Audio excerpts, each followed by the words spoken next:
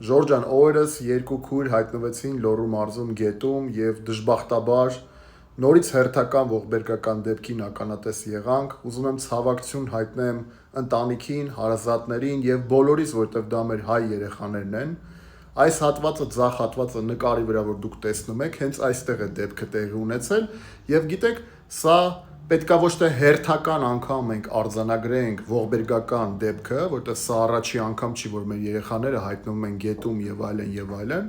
այլ պետքա լուծումներ փնտրել եւ այնպես անել, որ դա չկրկնվի։ Հիմա դա ինչպես անել։ Օրինակ, ինչի չի գալի ցանցապատել,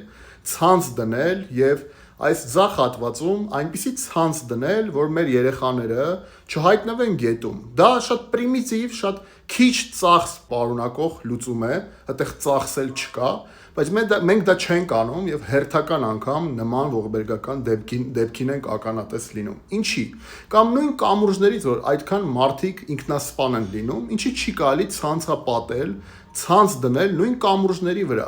Այսինքն այդ փոքր լուծումները, քիչ ծախս պարունակող լուծումները փրկելու են կյանքեր։ Իսկ մեր համար, հայ ազգի համար, հայ ժողովրդի համար յուրաքանչյուր մարդու կյանք, յուրաքանչյուր երեխայի կյանք չափազանց անգին է, չկա տենց գին, անգին է ուղակի։ Մենք պարտավոր ենք փնտրենք լուծումներ եւ այդ լուծումները անենք, որովհետեւ այդտեղ